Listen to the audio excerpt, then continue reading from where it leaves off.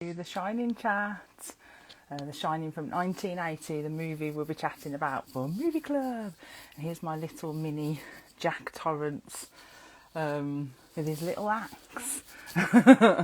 So this is, he sits on my shelf watching me. Make sure I'm not procrastinating anytime soon. So we're going to be chatting about The Shining from 1980. I'll just add everybody in. Oh, I don't think Josh is here yet. You've got me for a minute. Right, let me add everybody in. 1 second. So we've got, obviously, the brilliant Jack.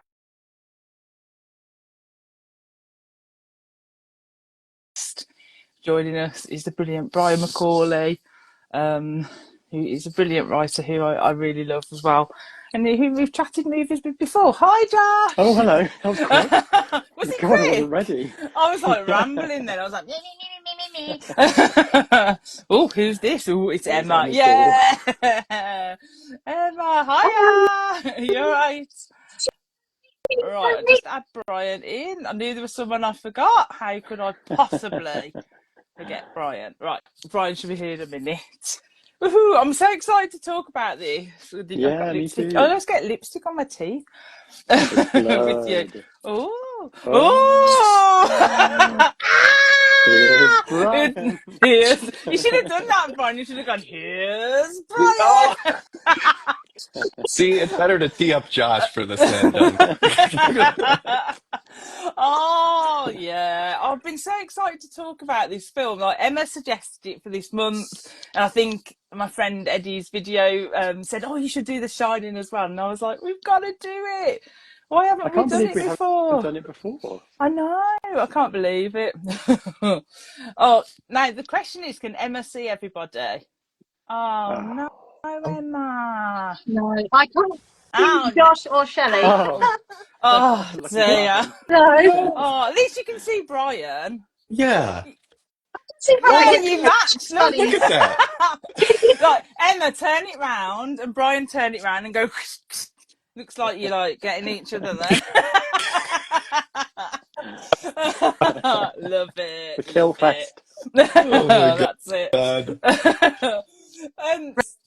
Brilliant. So, are you all right with not seeing us though, Emma? Or do you want me to start? Okay. No worries. I don't know what it is. I thought we'd fixed it, and then it sometimes works, and then it sometimes doesn't. I don't know what's going on. It's Instagram. So, I've done some little introductions that are a little bit dodgy, and I did have to change one because I realised it sounded a bit rude. So, so we've got the brilliant Josh winning. Always go to say, Josh, you are winning. Like I'm telling you off. So you won't find Josh procrastinating like that Jack guy.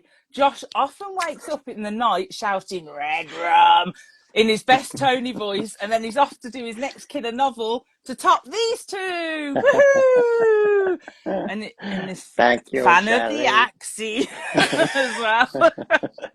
Oh dear. Originally what I wrote sounded a little bit rude and I changed it last minute. So yeah, no, it was very rude. I realised after. I read it to Kevin, he was like, you can't say that to John. Can you use the rude introduction on me? Right, next up we've got Emma. Here's Emma swinging her axe. I knew she'd have it. Mr. Slicey, we call it. And no door is ever an issue for Emma, except like maybe a really, really thick door. But she's good at slicing and dicing. Chop, chop. That went really wrong. But Emma's got some brilliant short stories in here with lots of... And then our special guest is Brian McAuley, and Brian has written these two books as well as others, and has got a brilliant one coming out as well. My brain's not working. I'll throw myself off with my dodgy introductions. So Brian would never let you get lost in the Shining maze. He wouldn't. He would just kill you off, probably with a tin of baked beans or a similar item. He's very resourceful. He is, definitely. Nothing's off limits. And Brian's new book comes out soon called Bleed. Is it Bleeding? Bleed Out? I want to say the Bush song every time I think of it. I know. It's breathe in, Breathe in. bleed out. Yes. I always think of the Bush song and I sing it in my head and I'm like, yeah, that's Brian's book. Exactly. Oh, when's it due out, Brian? September 2nd. So yeah, It's very really excited. good. It's really good. Thank you, Josh. Josh has read it. Appreciate you, Brilliant. Josh. Oh, Oh yeah, I've got a copy on my Kindle ready to go. I've got a week's Yay. holiday in a week's time. Woohoo! And I'm going to be reading nice. all the books, definitely. Yes. Oh, and do check out Sharon. It's been a common running joke since we did My Bloody Valentine that we make like a dodgy cocktail for the movie chat. So do check out Sharon's cocktail called the Shining Cocktail, room 237. Was it Banners? Something. I forgot what it was. I've written it down wrong. On my notes, Sharon, tell me. On my notes, I've put room 237, Banners Mike. Oh. Don't know who Mike is. But anyway, it's got added kick and edible hair created by Sharon. So, yeah. Oh, dear. Oh, I thought it was real hair. That's it. Oh, Emma. I was just like, that's disgusting, Sharon. Oh, dear. Oh, anyway. So, after those awful introductions, do check out these wonderful people. We're going to be chatting about The Shining. So The Shining is about aspiring writer and recovering alcoholic Jack Torrance, who I've got a little minifigure of here. Woo. Takes a job as the winter caretaker at the Overlook Hotel. Alongside his wife Wendy and son Danny, they head off to this isolated hotel with a very sinister past. However, things take a turn when Danny and his family start witnessing supernatural events, and Danny sees horrifying foreboding from both the past and the present, and sinister presences influence the father into violence, red rum violence. Ooh. At the time of release, it was a policy of the MPAA to not allow the portrayal of blood in trailers. That would have been approved for audiences in the 80s. So in 1980, they started doing this green band and red band trailer, I think. So they introduced this rule. But somehow Stanley Kubrick managed to convince them that it wasn't blood coming out of the elevator, it was actually rusty water. So they allowed it in the trailer. How he got away with that, I do not know. He's a smart guy. Smart. And this movie, after Carrie, was the second theatrical adaptation of a Stephen King novel at the time. And the movie achieved like status of classic, and it's generally considered a horror masterpiece. So, yeah. So, is The Shining a first-time watch for you? Have you seen it before? What are your memories of when you first watched it? Josh? I watched this as a teenager, and I didn't like it. I think this was like the late 90s, and I was fully entrenched in my sort of like Scream, teen slasher, I know what you did last summer sort of thing. And I knew about the whole here's Johnny with an axe smashing through the bathroom door. So I think that as a bloodthirsty teenager, it felt slow. And also there's that thing where you live in the time that you're in. And so watching The Shining, which feels so much like the late 70s, the fashion and just the style of it, the way the characters behave, it felt like such an alien world to like teenage me in the 90s that something just didn't connect for whatever reason.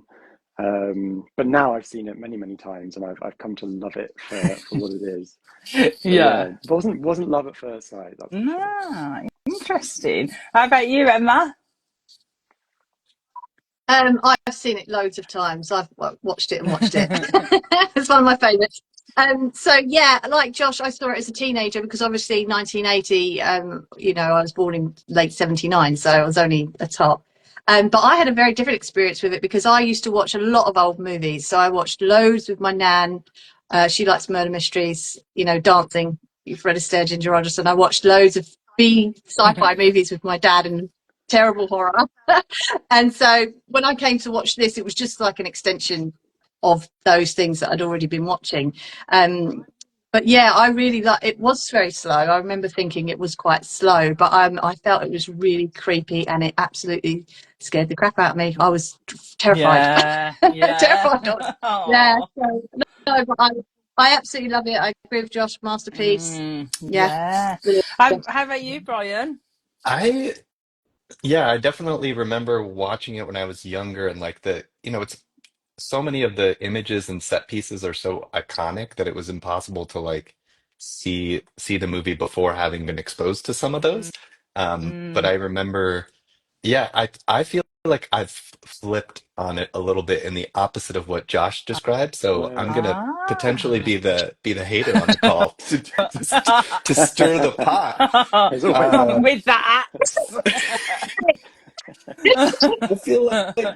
I feel like yeah, watching it this time, or I've seen it many times, and I rewatched it for this, and I just the pacing for me was very slow, and I yeah, have thoughts on that we can get into, but there's some scenes that to me are iconic. The thing that still scares me is Jack Nicholson's Oh, performance. Like, he is yeah. absolutely terrifying. Any scene between him and Wendy are still just utter nerve-wracking. But yeah, I feel like I'm less enamored with the movie than I used to be. But yeah, Interesting. Yeah, yeah. we'll deep dive into that one. But I realised when I was rewatching this film that I had never seen it all the way through. So I know Oh, I seem to have this thing, like I don't. Maybe I have seen it, but I've just blocked certain things out of my memory from being scarred by my beloved Nan, who I always mention on these chats, from introducing me to horror way too young. But I don't know. There was just bits like I was like, I don't remember any of this. Like that whole bathroom scene. Don't remember any of that, and that's quite like an The iconic red scene bathroom. in. That's stuck in Was it my brain. I had nightmares was about it that. green bathroom? well, Which there's two Yeah. there's yeah. two bathroom Oh, scenes. see, look, The it's red already bathroom with happening. the yeah. Oh yeah, the red bathroom. No, yeah, I didn't remember that either. So there's certain things like I've just blocked out my memory. So I've either never seen it all the way through, which when I was younger I did have a habit of doing. Like I'd put things on and I just wouldn't watch it properly. But yeah, so watching it now, I actually had a good experience watching it because Jack Nicholson just terrified me. Yeah. Honestly, he's so scary. And I love him anyway as an actor. And in this, it's just the way it just he portrays it. I think is just genius, to be honest. But so yeah, so it was. I felt like I was watching it for the first time again because I just didn't remember. Obviously, the iconic scenes, like I remember, but yeah, it was weird. I don't know why I feel like I've never seen it all the way through before, but yeah, I had a good time though. I was scared. I was like, oh.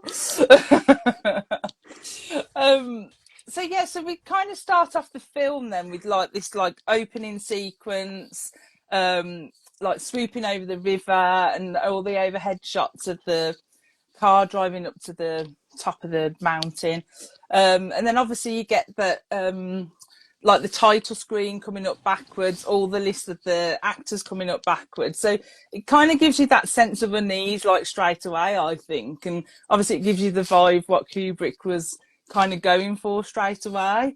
So are you a fan of Stanley Kubrick's work, and is there a particular reason why he draws you in, if you are, Emma? Yeah, I think he's a very good director. I think like A Clockwork Orange, and I'm just trying to think what other ones I've seen. I've seen quite a few of his, but again, like you, Shelley, sometimes I've got things on in the background and I'm not, because I definitely watched that way too young because that horrified me. Same. Oh my God. I should not have been watching that. But yeah, I think everything he does, he's very polished.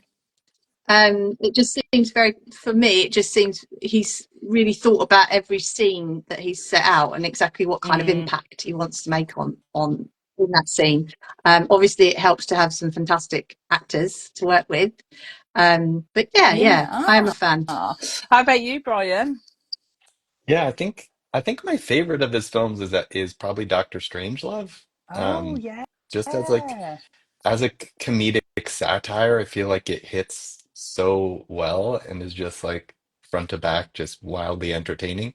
But yeah, and especially because I feel like he's known more for like darker movies like this one and Clockwork Orange um and Eyes Wide Shut. But yeah, I feel like seeing him do that comedy was the one that I was like, okay, I want more of this voice. Yeah, I forgot he'd done that actually. Yeah, because I automatically just associate him with like horror and like banned films. Because obviously, A Clockwork Orange over here in the UK was banned when I was younger. So of course, then I had to watch it, because it was banned. So, how about you, Josh?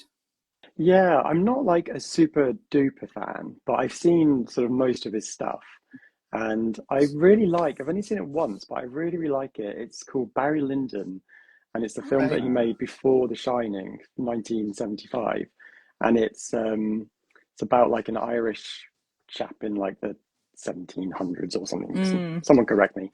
Who like sort of like cons his way to the top of society, and it's like his epic historical drama that he did, which I've was not kind heard of of that. yeah, it's really worth it's I worth haven't seen watching. that.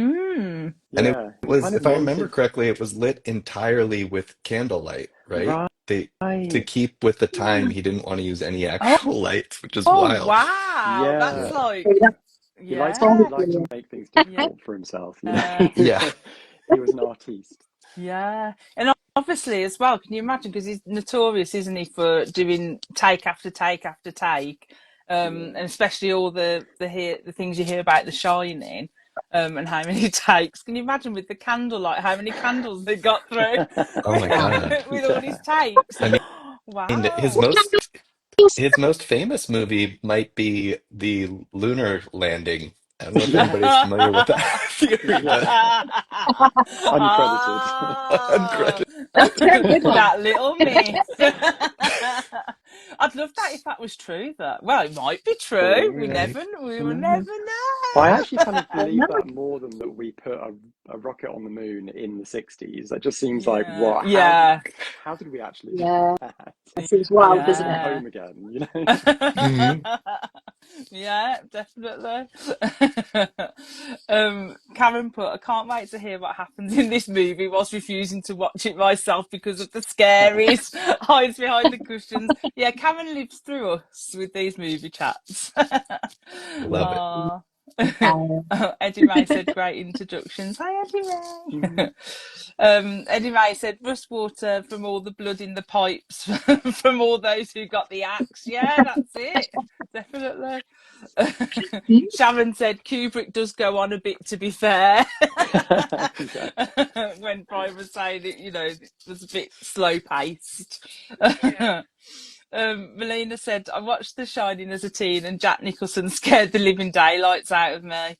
Yeah, it still does. Matthew said, watched it for the first time when I was 10 in the mid 80s. I've seen it scores of times then, maybe 30 times over the years. Wow. Sharon said, watched it in the 80s as a teenager at the cinema and hated it. Oh. Oh, the carpet Whoa! gave me a headache, Sharon said. I love the carpet. I like it. I'm like, oh, retro. Yeah. Put it in your living room, Shelley. I do about for the older the Gen Xers here. Do you remember playing Floor is Lava on that carpet? Because it was like that kind of carpet was so orange. I had that in my house, and we in London. Me and my brother used to jump across the furniture because the floor was literally looked like lava. Oh, Great. I love that. Eddie May said, of course, the book was loads better, but old Jackie Boy still lives in my head. I've never read the book. I haven't read the book. I No. haven't. Oh, so Josh, have you, It's Brian? Yes. And I think this Oh, is one of the wow. reasons that I've I've kind of fallen out of love with the movie ever since, especially reading the book. I'm just See, us like, three oh, haven't read the book. yeah, Yeah. so much gets lost in the translation, but yeah. So do you Oh. like the mini-series that Stephen King wrote as sort of like a fuck you to Kubrick? The one didn't Mick Garris make it with the Yeah. and like the bad CGI hedge Oh. animal, the topiaries. It's definitely more true to the book, but I feel like because the book is so much about Jack like struggling internally, like it just works so much better as a book. And that I think Mm. is my big complaint with this movie is he is awful from the very start of this story. Like it Yeah. feels like he could kill his wife and child in the opening scene. So it Yeah. doesn't, there's not like really an arc to it. And I wish there was Mm. just more of like us gradually watching a descent rather than like he seems to really hate both of them and and continues to hate them more. Yeah, that's so true. And I think, do you think that's partly though because of the way, because Jack Nicholson's, this sounds really bad, Jack Nicholson's face just looks evil, sexy, but evil. Like Sexy he's but kind of, evil. It's he's the proper, eyebrows. It's like yeah, Yeah. like, you know, and straight away, like, unless we just associate him with like playing a bad character, because he's played a lot of good baddies. So I just wonder whether like you just know he's going to be bad straight away, so you don't get that like arc of like him, like you say, like going more madder and madder as time goes on, because you just think, yeah, he's going to kill him regardless. Yeah. It's Jack Nicholson. I quite liked him being awful to start with, because I think he slowly went into a descent of madness, but he was a bad person to start with. Like he pulled Danny across the floor, Oh yeah. and so we're set up that he wasn't this angel. I mean, I understand like wanting an arc, like maybe if he was nicer he would have seemed even worse, even more scary. I got that completely, but I feel like I quite like someone who doesn't change and just is flawed and gets worse. No, I like that though, I'm Emma. Yeah, I like that. Like Yeah. he's just bad. He's just a bad apple that is not just bad, gonna be a right? bad apple. Yeah. Yeah. Yeah, he's really terrible. Yeah, I get where you're coming from totally with, you know, having that arc. If you had a nice guy and then he just cracked, Yeah. it would be more Yeah. impactful. But yeah, I quite like that he was horrid. Well, didn't like Stephen King, this wasn't The Shining his book about his struggle with alcoholism. So he really identified with Jack Torrance and his attempt to sort of overcome this like really difficult thing. So I think that's really why he hated the film, because Yeah. the theme of the film isn't alcoholism at all. The theme of the film is sort of like, you know, family discord, I guess, kind of to the max. Right. Yeah. Yeah, there's definitely more in the book of that struggle and the it definitely feels kind of more personal on that front. And yeah, I think like there's scenes, you know, that scene when Jack and sits his son down on the bed and has that like he's like saying nice things, but it feels dark and messed up. That's where I'm like, Yeah. it would have been nice earlier to see a scene of like genuine love and affection between them, so that when we get to that scene, we really feel the like, this isn't the same Jack, something is happening here. Whereas Yeah. like the reference scene of like them driving up to the hotel, it feels like he just is so Like, does what? not What want do to you be want with his wife now? and Yeah. child at all. Yeah, you should have eaten breakfast, Danny. Yep. Yeah. The way he says it. And then he's like so excited to tell him about the Donner Party. He's like, "Oh yeah, I'm gonna mess with your head and tell you about these cannibals." Oh dear. But like, I mean, you're all like brilliant writers, and like, how difficult do you think it is, or you know it is, to transfer a book, especially like a thick Stephen King book, into like a screenplay? Like, how difficult would that be, Emma?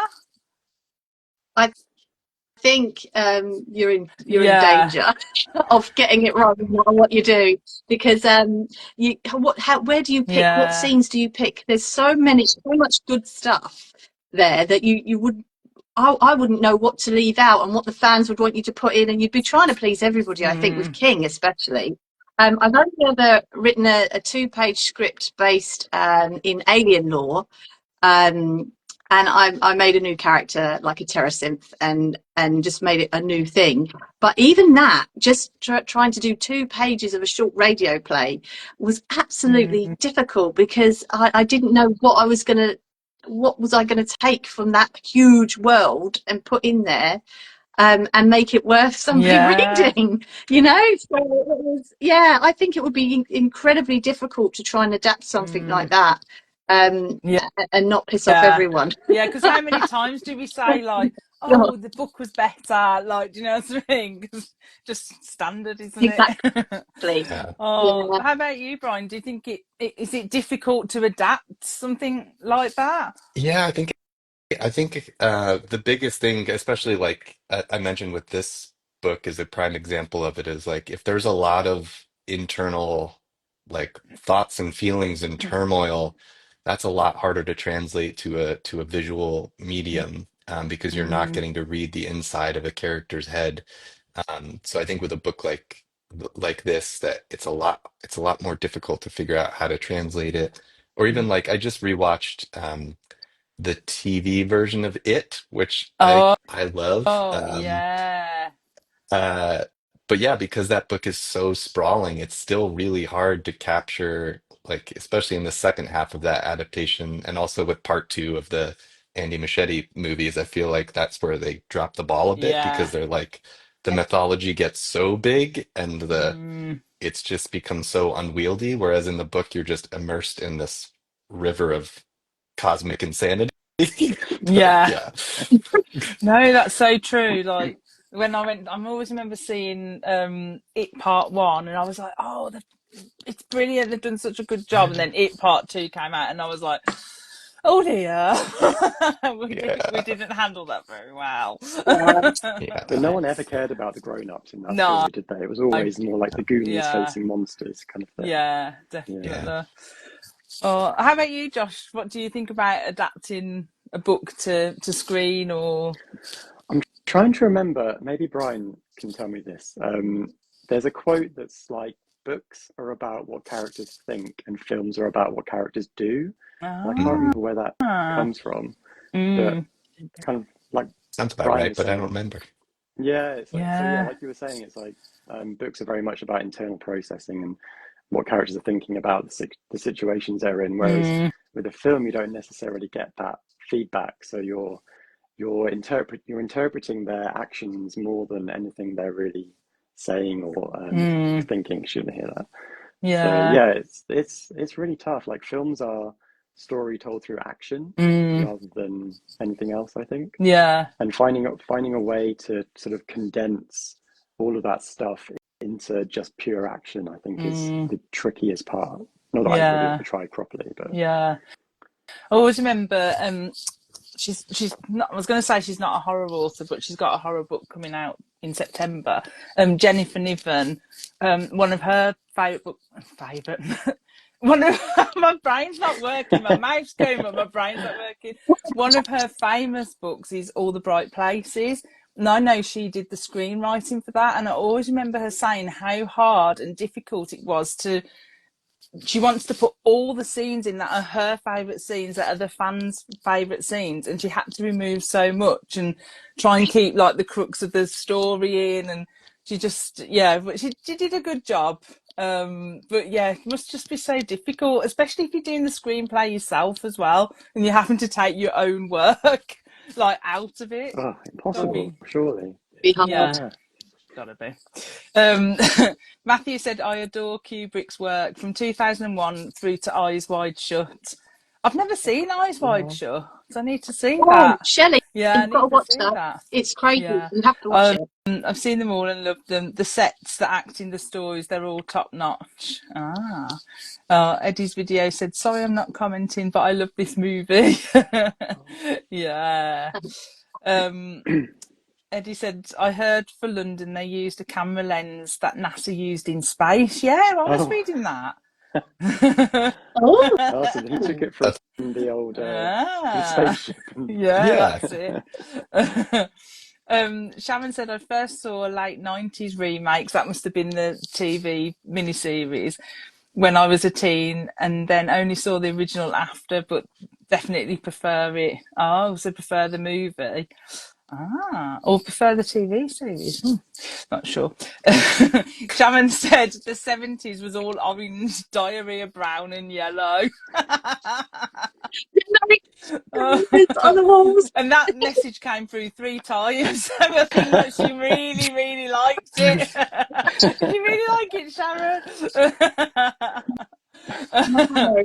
Karen said, I think I'd be okay with the book as I can fling it across the room when it gets spooky. Yeah, that's so true with books. Like you can take yourself out of it. If you're in the cinema and you're watching something, you're kind of stuck. Put it. What does it mean? Put this popcorn box You over gotta your head. put it in the freezer. This is the book Yes. actually from the Yeah. Friends episode. Yeah. Yeah, definitely. Eddie May said, agree with you, Brian, on all the book stuff. She also said Jack Nicholson was just born with a face that chooses violence, a sexy, violent face. Eddie May didn't say that. That was me. That was you, Shelley. Shelley is losing her mind across the course of this chat. I By feel the like end, I you're going to be am. frozen like Jack. Honestly, my brain's not working. Oh, Jack Nicholson. Jack Nicholson is made me go wild. Matthew said, I used to think Nicholson was scary in this film, but after so many viewings, now he reminds me of Oscar the Grouch from Sesame Street. Oh dear. Eddie May said her husband, Bill Skarsgård, was brilliant on it too. Oh, on it. So yeah, the film.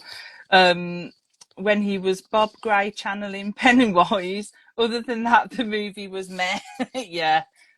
Yeah. And Karen said, I think it might be easier to adapt your own work, than have someone else do it, as you know the exact tone you wanted to convey, so could insert an equal but faster scene that still hits the mark. Maybe. Different skill set. It's a very different skill set. I'm not sure. I think sometimes you can be too close to your own work. Just my opinion. I would probably be like, I think a lot of writers do though. They have both skills and they do that. Yeah, I mean, I've kind of had 2 different kind of flip side experiences where my first book, Curse of the Reaper, was originally I wrote as a screenplay and then I adapted it into a novel. But the novel then became so much more like the scope became bigger, the internal psychological horror became bigger, and now it's been optioned. So somebody else is adapting it, and I'm grateful because I'm like, now I don't know how I would adapt it back into because it became something else. Yeah. But then Candy Cane, Wow. Candy Cane Kills, though, I adapted the screenplay, and it was the easiest writing job I've ever had. But because it's a novella of 150 pages, and it's the killer VHS model where I was imagining it as a movie already, it's a pretty easy adaptation. But again, that's half the length of a novel. It's much less material to translate. Yeah, and I can so picture it being a film, because even like as you say, as you read it, it's almost like those scenes and the kills that you create are just so vivid, and you can just see it on the screen. And I can't wait for that. It's going to be Fingers so cool. Fingers crossed. Eddie Ray said Shelley was still thinking the same because yes, Jack does have a sexy, scary face. See? Yeah, it's not just me. Oh my goodness. Do you know what did it for me with Jack Nicholson was The Witches of Eastwick. I was obsessed with that film when I was younger. I love And that film, I Shelley. fancied Jack Nicholson in that film. Oh my gosh, I was obsessed. Obsessed. I love that movie. And then Isn't he also actually the devil in that? yeah. He is. He's Devil, yeah. devil, sexy. But yeah, and then he played like years later. I must have gone off him for a little bit, you know how it is. And then years later, I saw him in The Departed with is it Leonardo DiCaprio and Matt Damon, I Matt think it Damon. was. Matt Damon. I'm not going to say the same. And I saw him in that, and I was like, my fire is ignited. Not in that way. but yeah. Yeah. Yeah. I You were the must have a opposite bit. of Departed.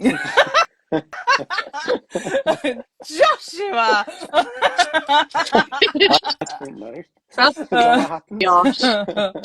Oh dear, yeah. I was like, you know, on Eurovision last night with Finland. Yes. If you know, She you was know. awesome. I was like, she is my queen. I'm glad I don't know it. I was watching the translation of the song. Watch it, Josh.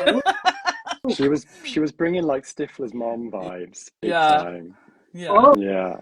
In leather. my Somebody God. recently Okay. in a meme pointed out that Stifler's mom is like 36 or 37 in that movie. Yeah. I was like, no. Yeah.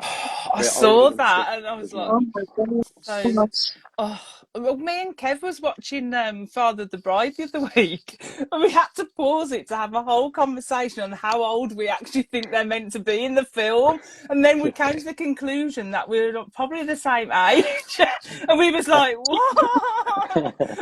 Yeah. Same with the parents in stuff. Rugrats. I Oh think yeah. Tom. Yeah. Oh dear. Yeah, we're old.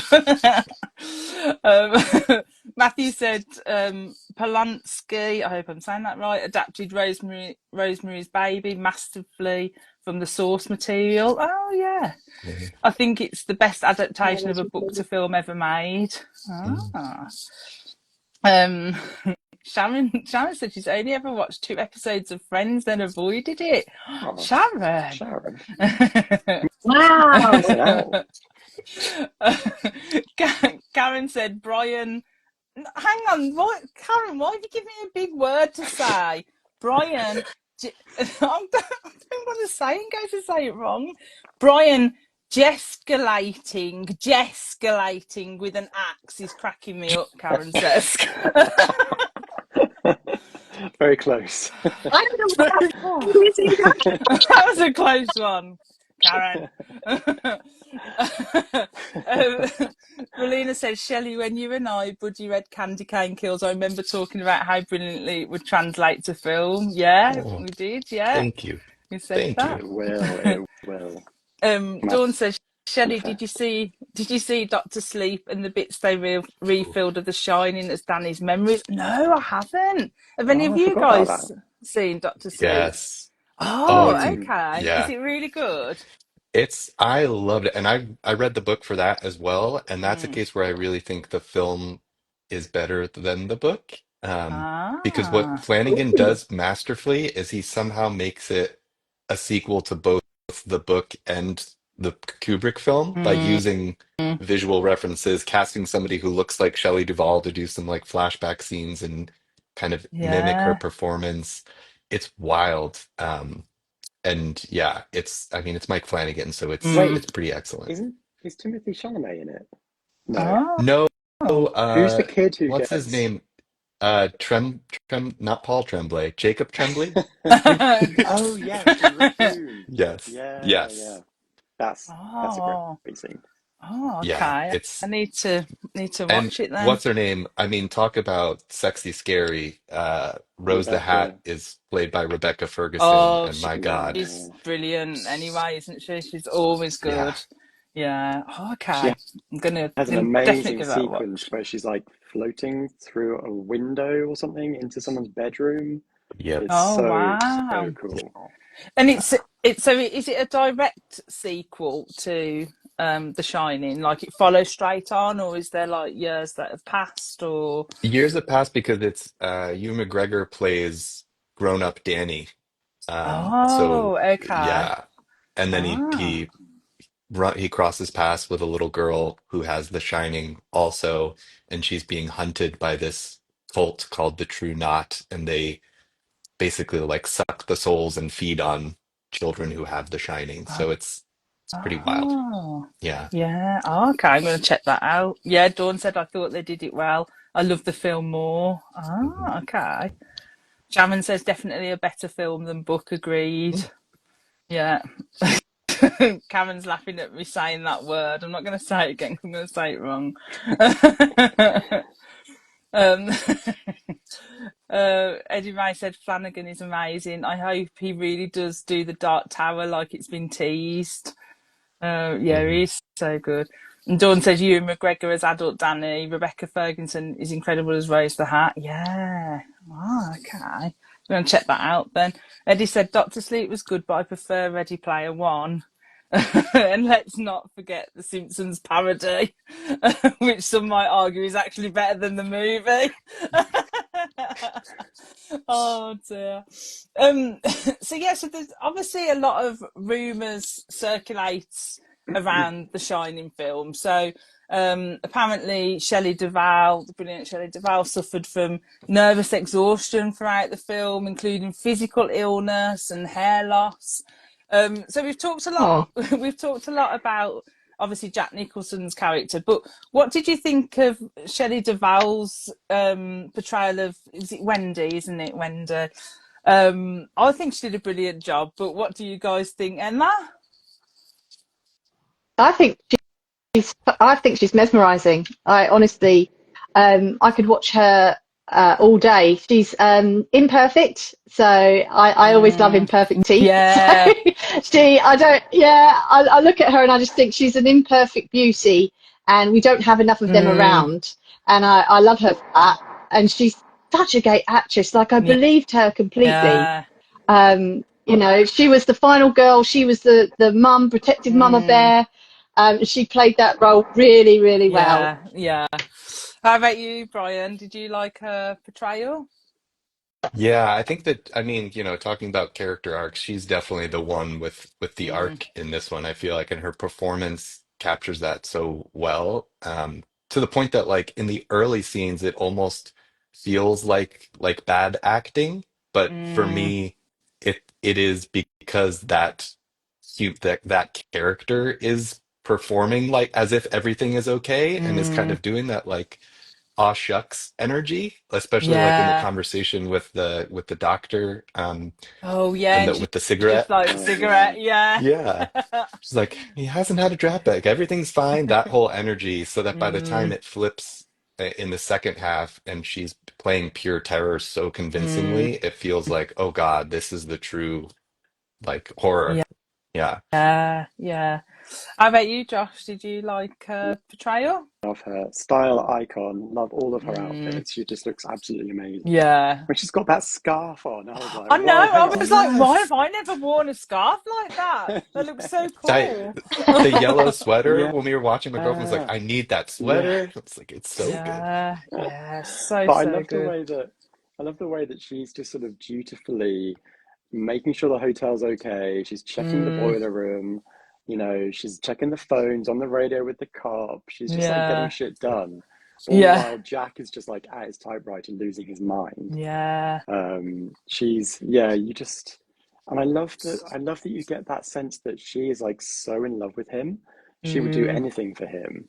And he is just like so dismissive and so focused on his work and his creativity.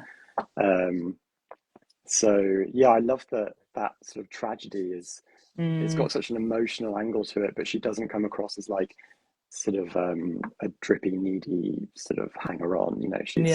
She's great. Yeah, I love her. She's brilliant. Yeah.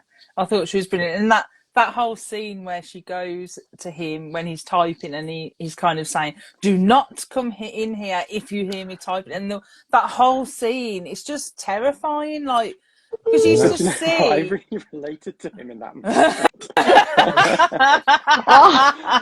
Oh, Josh! You're like, Tom, don't come in. Whenever I'm trying to write, it's like the hardest thing is actually sitting down to write.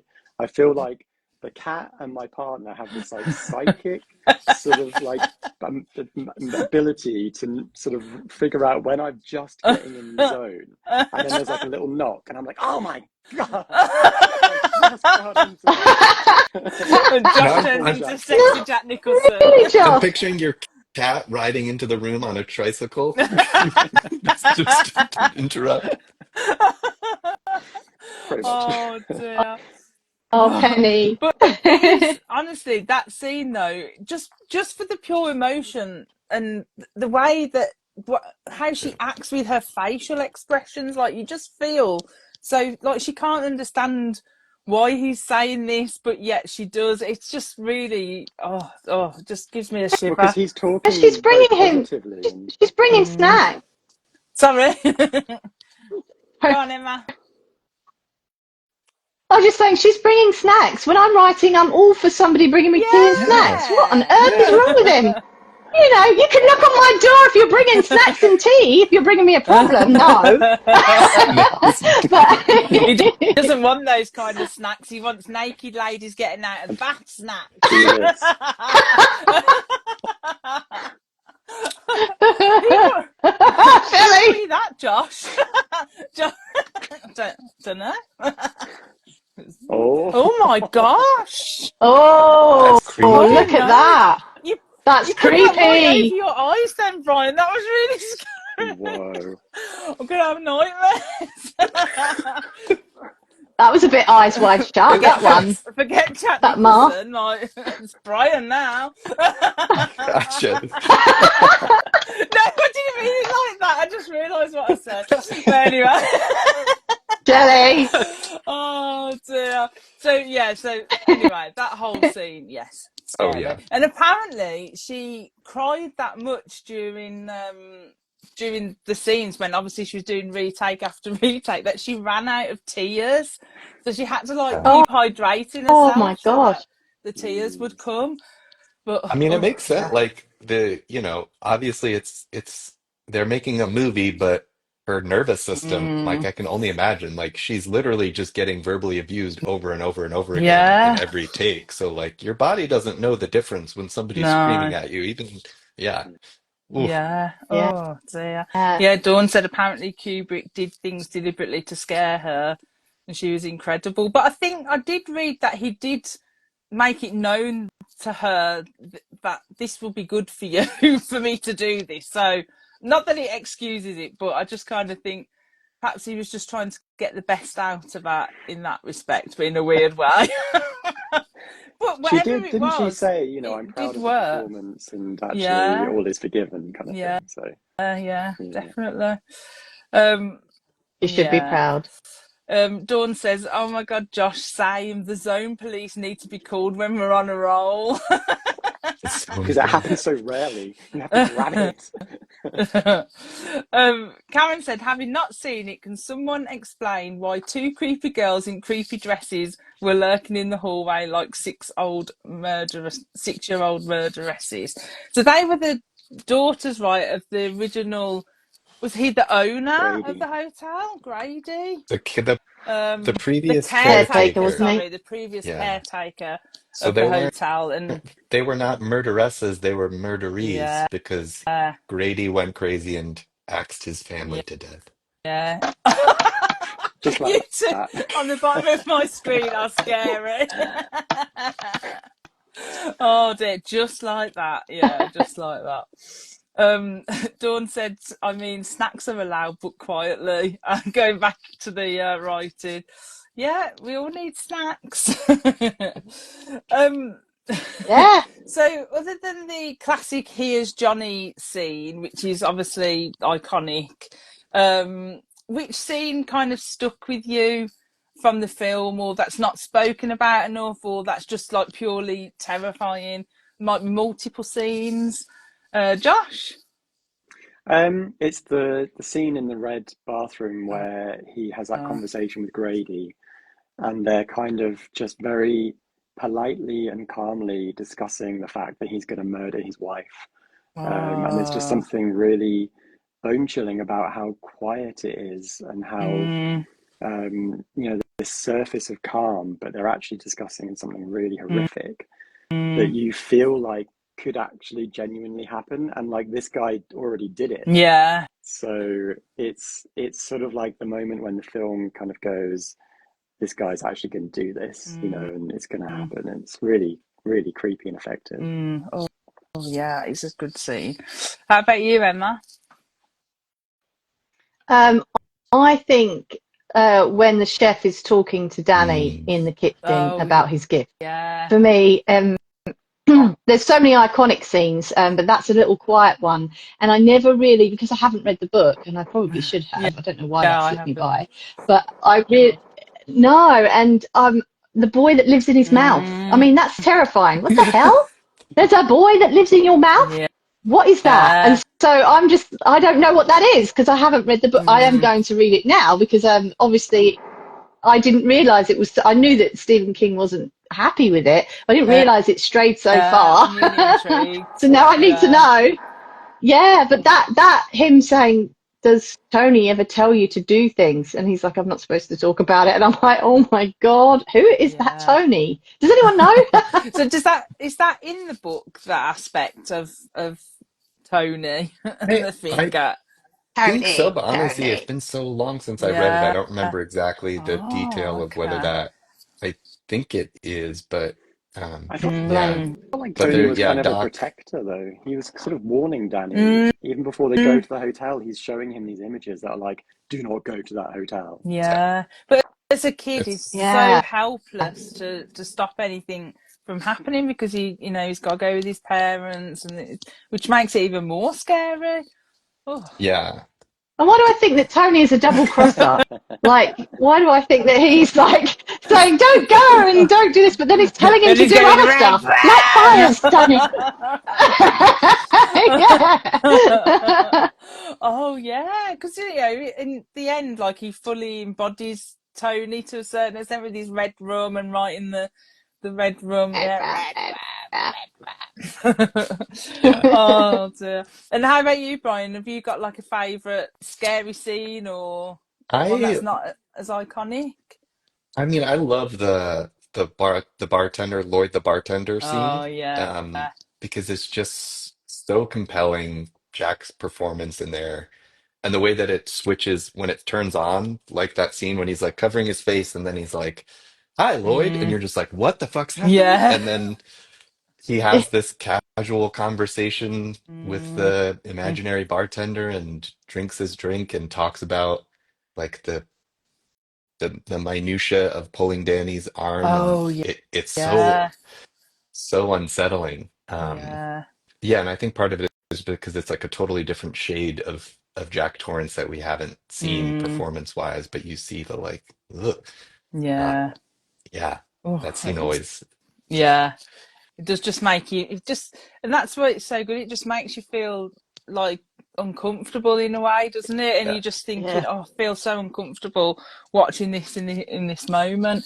It's like one of my eerie scenes. It's so simple, yeah. It just, I don't know why it just freaks me out a little bit. Is just him throwing the ball in that empty space at the wall. Yeah. And just the sound that it's making. I know Bang. it's like something so simple, but you just think how quiet it is there. They're getting snowed in. They're the only ones there. There's the echo going on, and he's just throwing that ball repeatedly at the wall. Like, that would scare me. If I was there, I would be scared. Oh, and then I also like it is a bit of a classic scene, I will admit. So, when they're going up the stairs and she's like swiping the baseball bat. But I kind of I love that scene, but I love it even more that he comes from like an anti-clockwise direction, and then when she's like at the top of the stairs, she kind of goes anti-clockwise a little bit, and it's just like it's throwing it off cue kind of thing, and I kind of like that. Yeah. It just makes it feel more uncomfortable. Like if you was walking up the Like stairs, Shelley. you're genuinely walking a clockwise direction without thinking about it, and he purposely comes up anti-clockwise, and I just think, oh, that just like every time I see that, I just notice it. And the acting, Shelley, did you notice how the camera swings back and then comes forward and Just swings like back following and then it. comes forward? So That's my husband's favourite. He's like, whenever the camera swings back and comes forward with the act, he said it's so impactful. That's it! Brian's got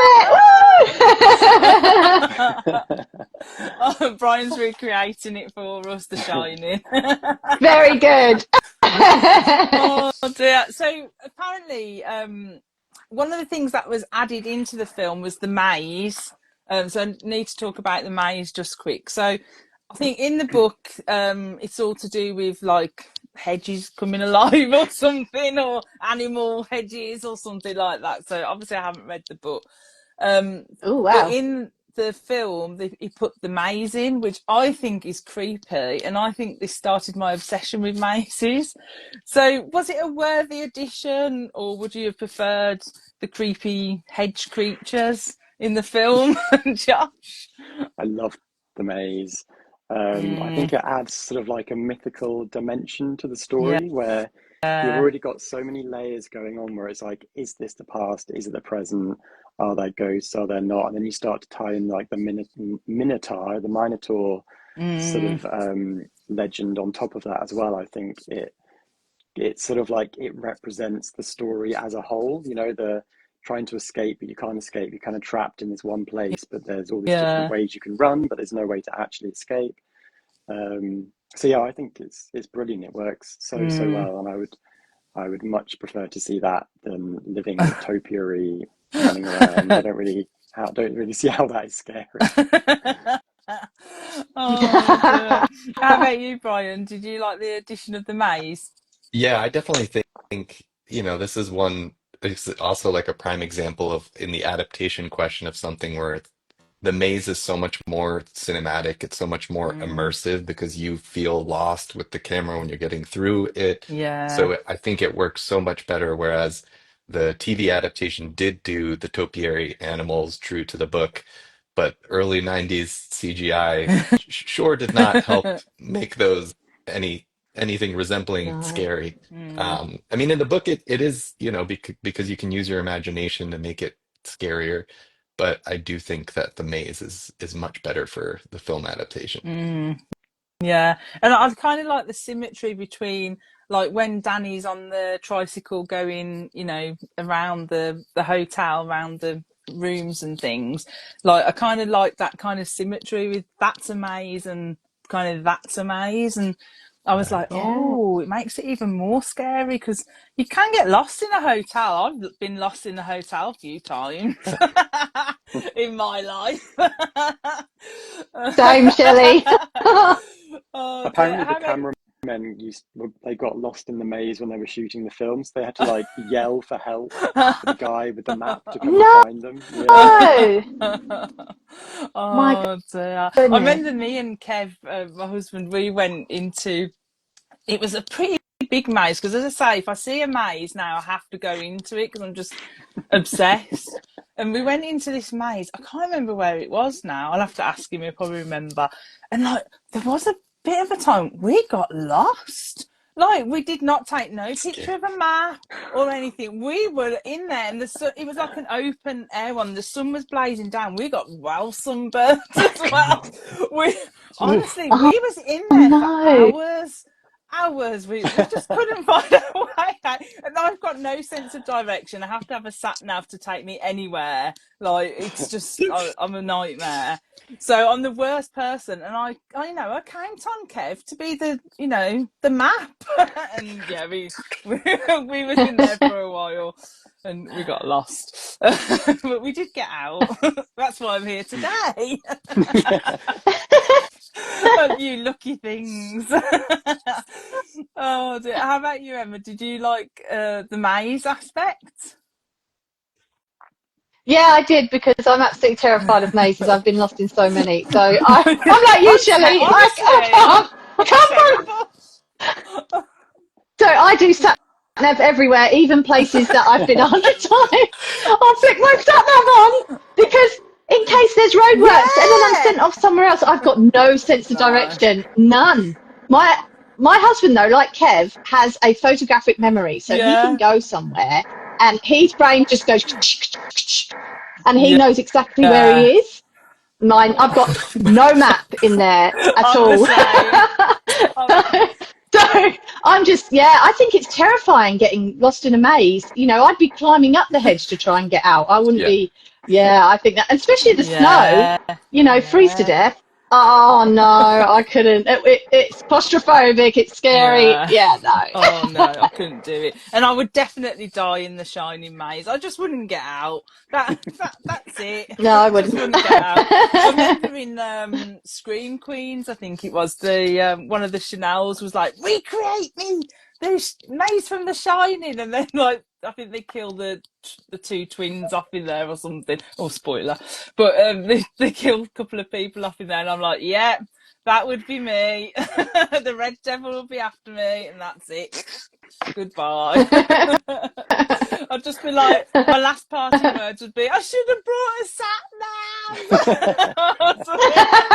I could just imagine it now. Oh dear. So obviously a lot of movies, like I've just mentioned, Scream Queens, recreated part of the maze, but a lot of movies have took inspiration from The Shining over the years. Can you think of any off the top of your head, Josh? The one that jumped into my head was American Psycho, Oh, because it's, yeah. you know, it's got the guy apparently losing his mind with an axe, killing vulnerable people. So I think that's probably like the closest maybe that's come to The Shining in terms of like quite similar thematic, Like maybe. similar vibes, yeah. Yeah. But I do think Okay. that a lot of modern horror kind of tries to channel The Shining in that like elevated horror kind Yeah. of thing, you know. So Yeah, definitely. How about you, Brian? I mean, the one that comes to mind is Amityville Horror, because that Ah, is a yeah. family trapped in a house in that case, and the husband descends into madness, and there's a history of the family before then. The guy killed his Ah, family. yeah. There's even axe wielding. I I remember the original film being pretty boring, even though it's an iconic one. I think that Mm. uh, I haven't revisited the Ryan. Is it Ryan Reynolds Yeah, in the remake? yeah. I Chloe remember the remake Moretz. being not bad, and a lot of people recently are saying like, "Hey, it's underrated as far as remakes from that era go." Oh, okay. Um, but yeah, it I feel like that story is a pretty similar Mm. vibe, and I don't know when that book came out compared to The Shining, but I think they were both in around Yeah, the they're gonna same be time. around the same time, I think. Yeah, Yeah. definitely. Oh, okay. Well, I might revisit that now because I haven't watched that for years, actually. Yeah. And the Ryan Reynolds one, oh dear, I'll have to watch it, He's give it a seriously buff in that. go. Yeah. You seriously, but such hardship. You'll have to And But watch he's him got a shirtless beard as well. chopping wood. yeah, Yeah. Yeah. that's it. Oh dear. How about you, Emma? Can you think of any like films that have maybe been influenced by The Shining? The only thing that came into my head was the Simpsons adaptation that Yeah, somebody Eddie, mentioned yeah. earlier. But I think that's because Holly, my 14-year-old, came into the room and said, "What are you watching?" And then as soon as she saw what it was, she's watched all the Symptoms. So she went, "No beer and no TV makes mama go crazy." And I was like, she knows what I'm watching. So yeah, that made me laugh so much. So I couldn't kind of think of anything serious after that. I love That's that. great. I love that. I was like, oh, like you've come up with some really good suggestions, and I just was like, can't think of anything like.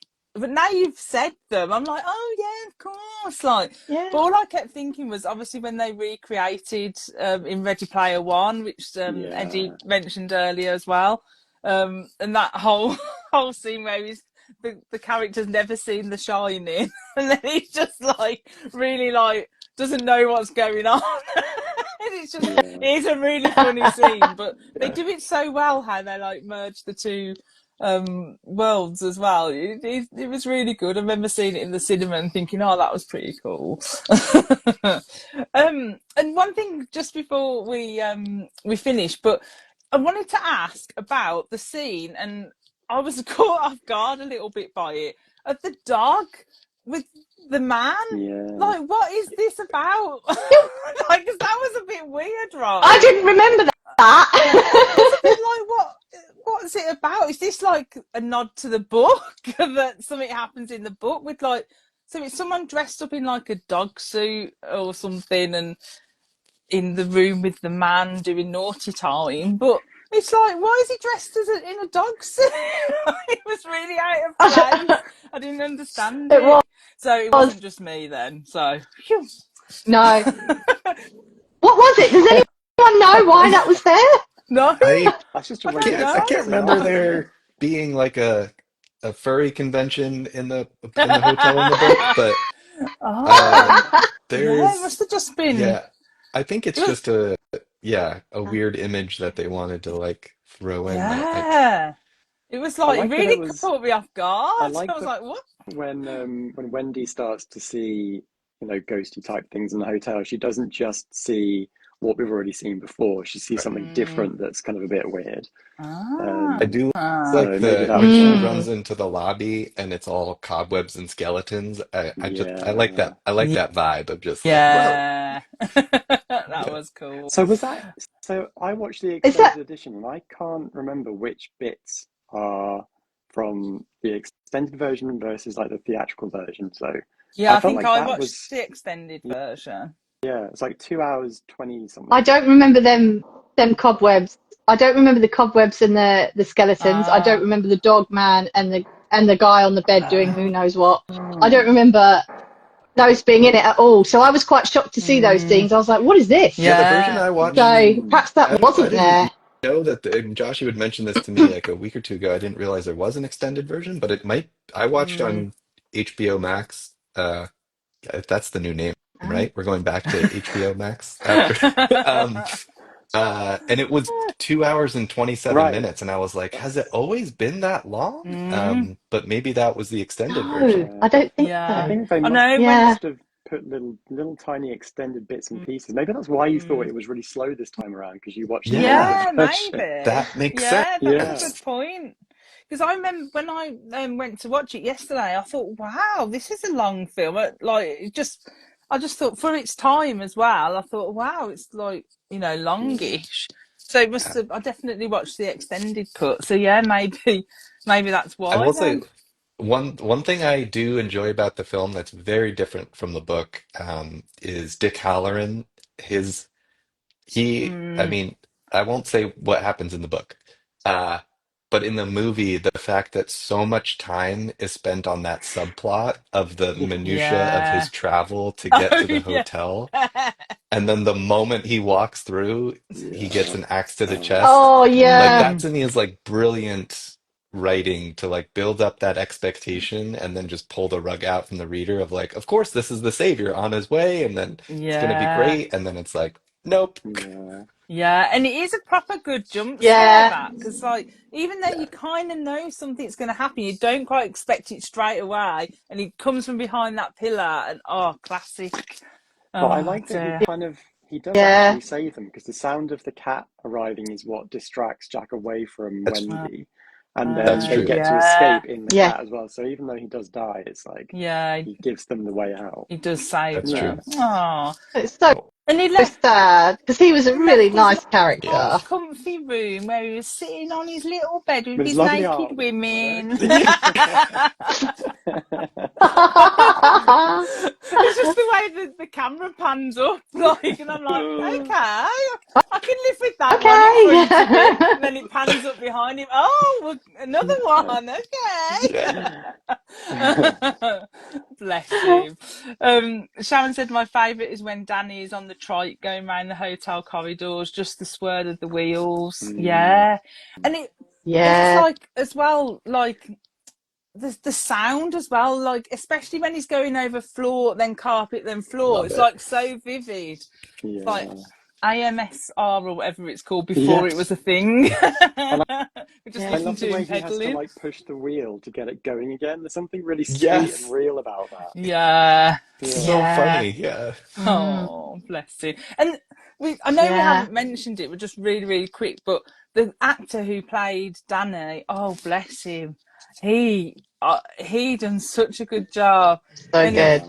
I think I Called read, Danny in real life as well, which is yeah, like Jack yeah, playing Jack and Danny playing Danny. Like, no wonder people started to go a bit crazy making that yeah. film. Yeah.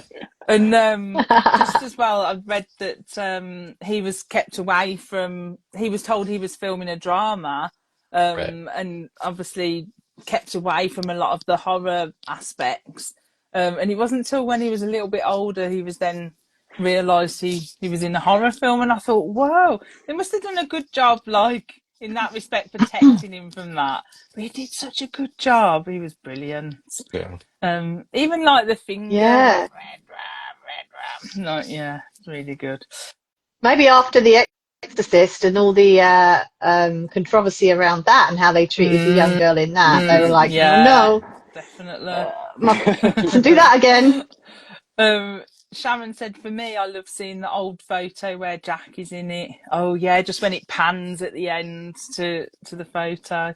Yeah, it's creepy. I've always been here. Yeah, that's the stuff that I think is the reason it has such staying power. Because if it was just like a schlocky slash 'em up, I think maybe it wouldn't have had the same lingering effect. Whereas there are no real answers in the film. You know, it keeps throwing up questions without actually ever really answering them. Yeah, definitely. Because even at the end, you're kind of like, okay, like you really do have to think about it. Like, what does this mean? Especially Yeah, for because me, you're and like, like wait, get it was he wrong. always in the photo, or did after Yeah, he died he get put into the Right. photo, or is he that's like it. a reincarnation from 1921? Like, there's no real Yeah. explanation. But as you were saying, Josh, like just the phrase like you've always been the caretaker, it just has this resonance to it that's like you don't need an explanation. Yeah. It's just Yeah. okay. No. Yeah. Oh, it's scary. Eddie May said, think Tony was Danny from the future in the book, but it's been a while since I read it. Oh, okay. That's interesting. Yeah. Dawn said, oh yeah, which they did in the series. Oh, so they did that in the series, Dawn says. Tony as adult Danny. Oh, okay. Oh, interesting.